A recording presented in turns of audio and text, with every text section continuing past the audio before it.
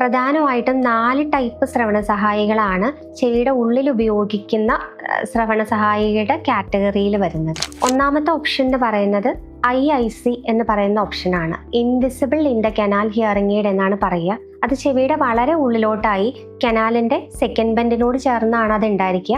രണ്ടാമത് വരുന്നതാണ് CIC, completely in the canal. നമ്മുടെ ചെവിയുടെ സ്കിന്നിന്റെ കളറിനോട് യോജിക്കുന്ന രീതിയിൽ നമുക്ക് മാച്ച് ചെയ്ത് ഉണ്ടാക്കാൻ പറ്റുന്ന കേൾവി സഹായിയാണ് അത്. ഇത് ആരെങ്കിലും ചെവിയിലോട്ട് നോക്കിക്കഴിഞ്ഞാൽ നമ്മുടെ സ്കിന്നിന്റെ കളറിനോട് മാച്ച് ആയ രീതിയിൽ നിങ്ങൾക്ക് കാണാൻ സാധിക്കും. മൂന്നാമത് വരുന്ന ഓപ്ഷനാണ് ITC. ഇത് ചെവിയുടെ ഉള്ളിൽ തന്നെ വെക്കുന്ന ഓപ്ഷനാണ്. CICയേക്കാൾ കുറച്ചുകൂടെ വലിയ ഒരു ഓപ്ഷൻ ആയിരിക്കും ഇത്. ഇതിൽ നമുക്കൊരു ഗുണം എന്ന് വെച്ച് കഴിഞ്ഞാൽ അതിൽ 2 മൈക്ക് ഓപ്ഷനൊക്കെ കൊടുക്കാനുള്ള ഒരു ഫെസിലിറ്റി അതിലുണ്ട്.